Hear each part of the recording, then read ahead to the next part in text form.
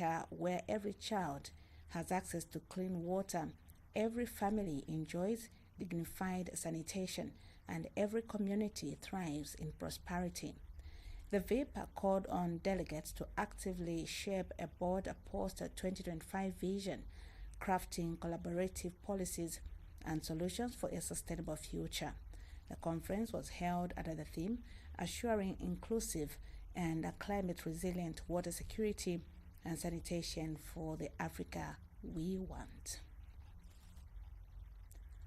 Minister of Commerce, Trade and Industry Chipoka Mulenga has emphasized the importance of empowering local entrepreneurs and creating sustainable business ecosystems. Mr. Mulenga said local content development is not just about utilizing local raw materials, but about investing in the processing sector and supporting the growth of Zambian entrepreneurs. He said when Mopani was closed for 6 years and Konkola copper mines for almost 7 years, it was extremely difficult for local entrepreneurs to survive. The minister said this during his keynote address at the 2025 Copperbelt Agricultural, Mining, Industrial, Networking and Enterprise Expo Caminex breakfast sponsored by Zanaco under the theme Creating a Regional Hub of Possibilities, Partnerships, Production, People. For a very long time, we have seen people spectate and get very little out of the much they should share. But now there is a threshold that has been listed for where only the local ones should be given the privilege to participate. We are not talking about the 20%. It is something better, but the Minister of Mines will come and announce it when the time to sign the sector instrument. Then beyond that, we look forward to the companies that come from outside to set up base here. We want to encourage them to do that, but there will be now a stricter requirement that you go into partnership with the locals to do business into the now revived mining industries. And speaking at the same event, Zanaco Chief Commercial Officer Charlie Mwefieni said the bank has established strong relationships with major suppliers across Zambia to ensure financial support reaches all corners of the supply chain. Zanaco is dedicated to being a true partner in your journey, providing innovative, flexible financing solutions to empower your businesses to thrive amid these exciting developments that we're seeing in our country. We look forward to strengthening our partnerships with the mines, suppliers, and contractors, and of course supporting Zambia's economic ambitions. Thank you for your trust, your partnership, your commitment to Zambia's future. At Zanaco, you always come first. Thank you. Meanwhile, Minister of Mines and Mineral Development Paul Kabuswe has emphasized the critical role of a collaboration among government, industry, and stakeholders in regional development. Officiating at a Mopani copper mine-sponsored Caminex, Mr. Kabuswe described the luncheon as a vital platform for fostering strong partnerships, promoting economic integration, and driving innovation within the mining sector. He highlighted that Zambia's mining sector aims to evolve from a national economic pillar to a regional hub, fostering an integrated ecosystem that supports regional supply chains and accelerates inclusive economic growth. The minister further noted that forums like Caminex are instrumental in unlocking new opportunities aligned with the government's long-term development agenda. Now, the revival of the mines will bring about life. So we can never, as a country, ever compromise on the mining sector because that is where our backbone lies. I'm sure you've seen the Kwacha started behaving. Partly it's because of what is happening in the mining sector.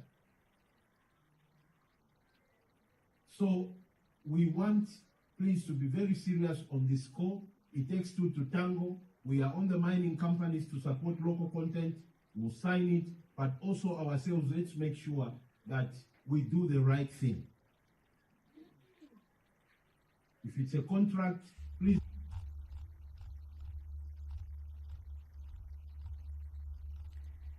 Meanwhile, Mopani Copper Mines Chief Executive Officer Charles Sakanya shared key milestones achieved by the company, reaffirming Mopani's commitment to employee welfare and local economic empowerment.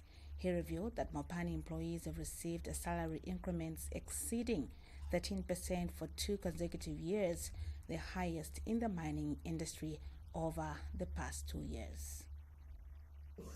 Mopani is advancing the completion of underground infrastructure, doing our part to help Zambia attain its national target of producing 3 million tons of finished copper in the coming decade.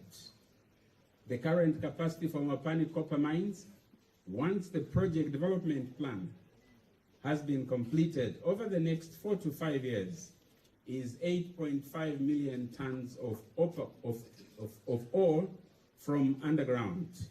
This equates to 225,000 tons of finished copper cathode. This is 7.5%. The Zambia Union for Persons with Disabilities has expressed disappointment over the number of parliamentary seats allocated for persons with disabilities in the recently released draft Constitution Amendment Bill over 2025. In an interview with SunFM TV, Union President Pascal Mulenga stated that the allocation of only 3 seats is insufficient to achieve the inclusive representation intended under the Human Rights Act of 2006. Mr. Mulenga explained that limiting representation to just 3 individuals does not adequately reflect the significant number of persons with disabilities in the country, many of whom face challenges in participating in governance. He emphasized that persons with disabilities have the right to fully contribute to national development, which includes having an equitable voice in the legislative process.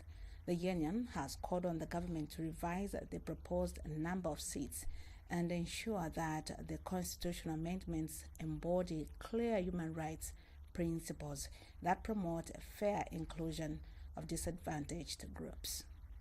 There is no way us persons living with disability can be given only 3 people to represent us. That means the government and those who are planning the constitution, we are not bringing equality. We are calling upon everyone to be considered the same. It doesn't mean that when you say youth, women and persons living with disability, then we have to be given the list. No. We also have to contribute to the development of the nation and the governance of this country. We are also calling upon the President and Minister of Justice to take this matter very seriously. And those who are drafting, please, we are human beings. We vote for you and we can also vote out for you. And apart from that, remember, according to United Nations organization, it says 16% of the world is captured by persons living with disability. A disabled can be a youth, can be a woman, can be even a man. So that thing that you have thought about, I think it's not making anything for every disabled to support it. In addition, governance expert Wesley Miyanda criticized the proposed allocation, stating that 3 seats for persons with disabilities is too low and does not demonstrate genuine inclusivity. He also emphasized that youth representatives should not be merely symbolic, but should be actively involved in shaping policies and legislation that address their real concerns. The problem maybe would be on the number of seats that have been, reserved for people with disabilities. Why should we have that small number?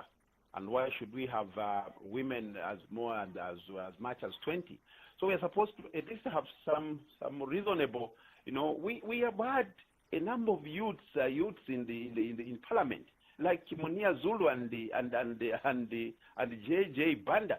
These are youths that are supposed to actually add value to the National Assembly in terms of debates. But what you've seen in the recent past is that these youths actually have been a very big letdown. We want to appeal to our Zambian youths as they take up these responsibilities. Let them learn to actually to do things, responsibly. Government recently published the draft Constitution of Zambia Amendment Bill 2025, which includes Constitution Bill number 25. Among its provisions, there are clauses reserving 20 seats for women, 12 for youths, and 3 for persons with disabilities. Government says it firmly recognizes the critical importance of infrastructure development as a primary driver of the country's economic transformation. During a high-level ministerial panel discussion at the ongoing Sustainable Infrastructure Development Symposium for South Africa (ABSA) 2025 in Cape Town, Minister of Local Government and Rural Development Gift Sialuvalo reinforced the government's commitment to actively collaborating in advancing infrastructure and local governance throughout Zambia. The Zambian government is unwavering in its resolve to partner with the private sector entities to deliver transformative projects that will significantly reduce transportation costs, enhance cross-border trade, create substantial employment opportunities, and spur overall economic growth.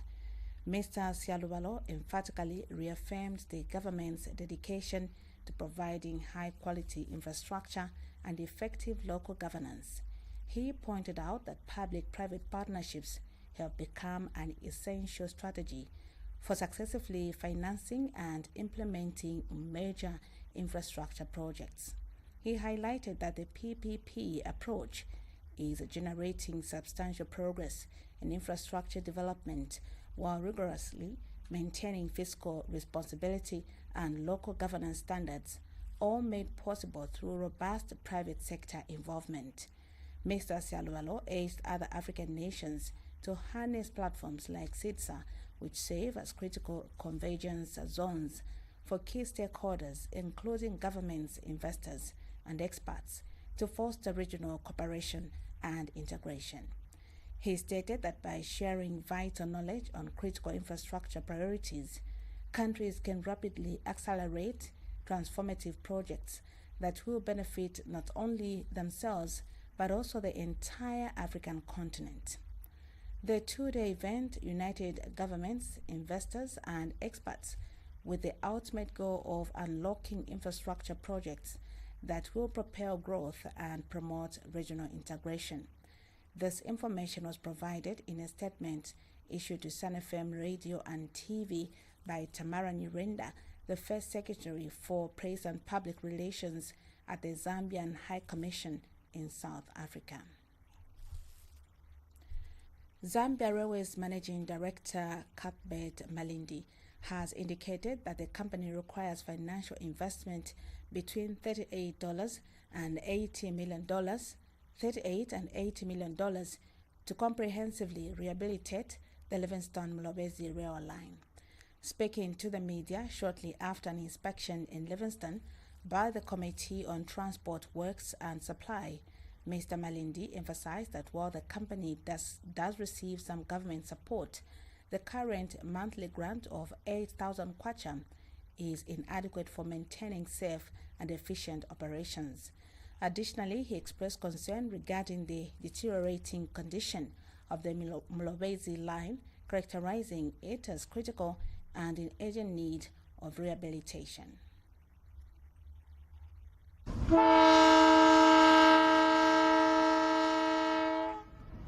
This is the Livingstone-Mulobezi train covering a stretch of approximately 163 kilometers. However, due to the bad state of the track conditions and a strict speed limit of 30 kilometers per hour, the journey can take up to 2 to 3 days to complete. The train serves both passengers and livestock with an average of 200 people aboard each trip. It is for this reason that the concerning state of the railway has prompted the Parliamentary Committee on Transport, Works and Supply to conduct a fact-finding mission to better understand the challenges faced.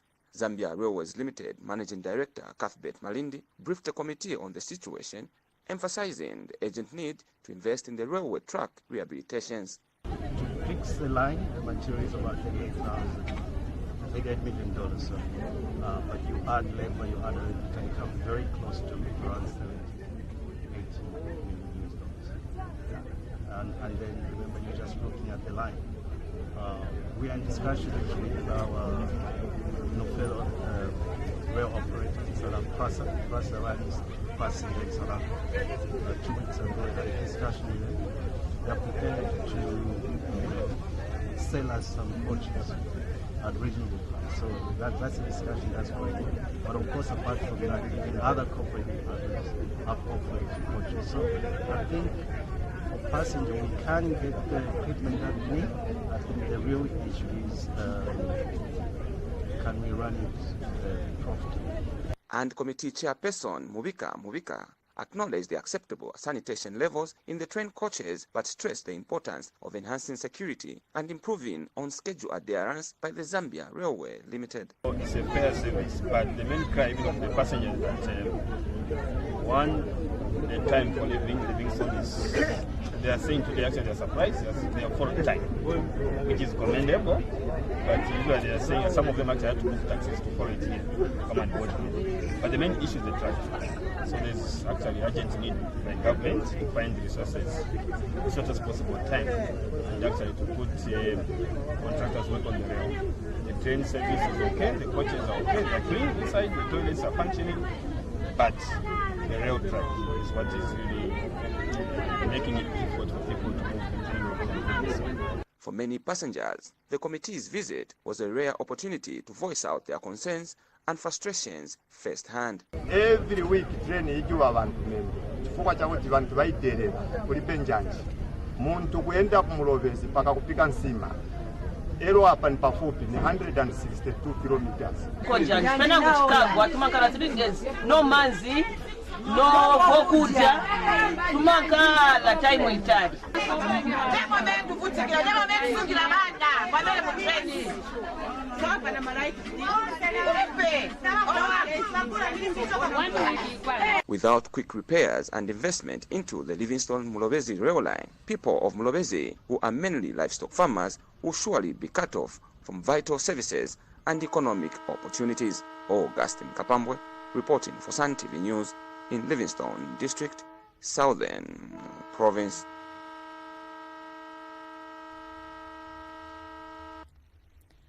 The Opposition Patriotic Front, PF in Livingstone, has voiced strong objections to government's proposed constitutional amendments, which aim to increase the number of constituencies from 156 to 211.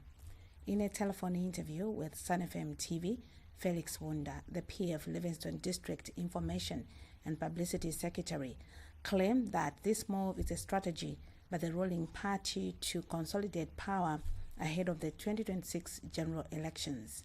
Mr. Wunda criticized the proposal, stating that it reflects misplaced priorities at a time when Zambians are facing urgent economic challenges such as persistent load shedding and the rising cost of living. He questioned the UPND government's rationale for initiating such an expensive constitutional amendment process, especially given their previous claims of inheriting empty coffers. Additionally, Mr. Wunda expressed concerns about the health sector, particularly following the recent withdrawal of funding by US aid, urging the government to prioritize critical sectors instead of engaging in political maneuvers. He has since called on all well-meaning Zambians to reject the proposed amendments, warning that they could undermine the credibility of the 2026 elections. Let us make sure that we look at the pride of our people first. These other things, I think we can do it. We can do them later. Even in the issue of amending the constitution, if you look at not only the number of seats they want to increase, it is the constitution amendment is all about the elections. So UPND is only preoccupied with the remaining in power than solving the issues of the Zambian people. That's what we can say. But our advice is let UPND consider on ameliorating the situation in the country where the people are suffering. They are passing through thick and thin, and this is the time when the nation expects leadership to be shown. in many areas. Tonse Alliance Secretary General Raphael Nakachinda has justified the Alliance's decision to shift communication authority from spokesperson Sean Tembo to his office, citing the need to reduce excessive participation in social media debates. Addressing the Patriotic Front, a PF Central Province leadership, Mr. Nakachinda stated that the resolution is in the best interest of the alliance as it aims to strengthen its institutional framework while acknowledging the dual impact of social media in shaping and disrupting political discourse. He further emphasized the importance of avoiding the personalization of issues, hinting that PF played a foundational role in the establishment of the Tonse Alliance. Meanwhile, Mr. Nakachinda expressed his views on former President Edgar Lungu's leadership, describing it as highly commendable and advocating for his return to the presidency. So, umunesu Sean Tembo, President Sean Tembo wa PEP,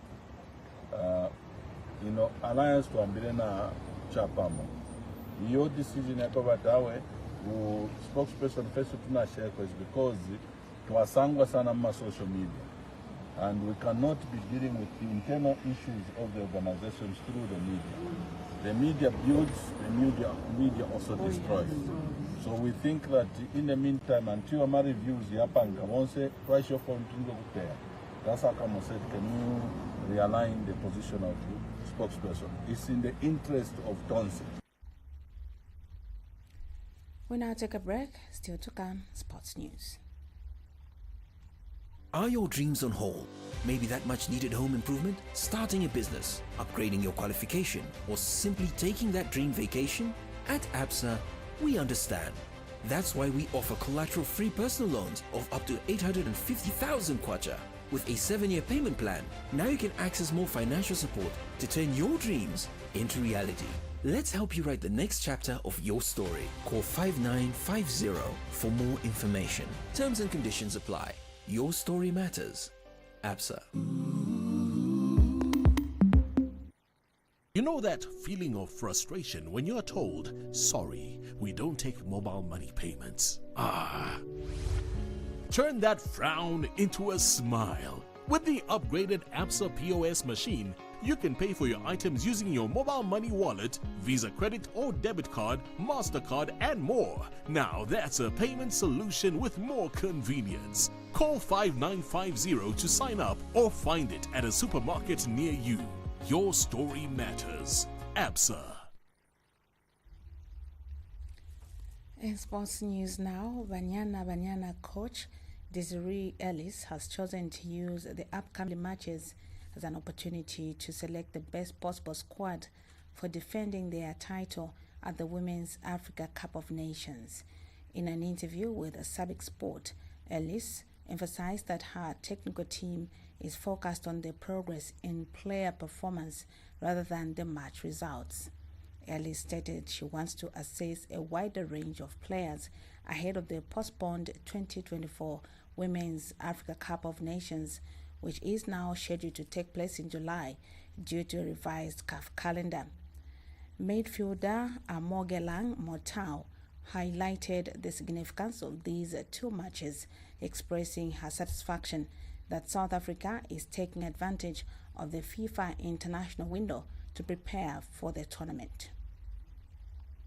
I think for now it's been good. We've been using every FIFA break to come together and get into camp, introduce new players, try new formations, and as I said before, like Banyana is in a transitional period, so it's going to be very important for us to take the new girls that are coming into the team and make sure that we have chemistry with the ones that have been in the team for much longer. So I think we've gotten opportunities to prepare, and we've been in camp every FIFA break. So I think it will put us in a good place to prepare for the tournament. The Zambia women's national team departed for South Africa today in preparation for two high-profile international friendly matches as they gear up for the 2025 Total Energies Women's Africa Cup of Nations WAFCON to be held in Morocco. The three-nation tournament is set to begin tomorrow Wednesday, May 28th, with host South Africa facing Botswana at 15 hours. Zambia will make their debut on May 31st against Botswana before concluding their campaign against Banyana Banyana on June 3rd. All matches will be held at the Lucas Moripe Stadium. These fixtures are part of the team's preparations for the WAFCON, scheduled to take place from July 5th to July 26th, 2025. As we go, the headlines once again. President Hakainde Hichilema has emphasized the need for strong technical, political, and financial commitments to drive transformative change in water and sanitation across Africa. Minister of Commerce, Trade and Industry Chipoka Mulenga has emphasized the importance of empowering local entrepreneurs and creating sustainable business ecosystems. Minister of Mines and Mineral Development Paul Kabuswe has underscored the critical role of collaboration among government, industry and stakeholders in regional development. Banyana Banyana coach Desiree Ellis has chosen to use the upcoming friendly matches as an opportunity to select the best possible squad for defending their title at the Women's Africa Cup of Nations. On behalf of the entire news team, my name is Imelda Chukwati. Stay tuned to Sun FM Radio and TV. God bless.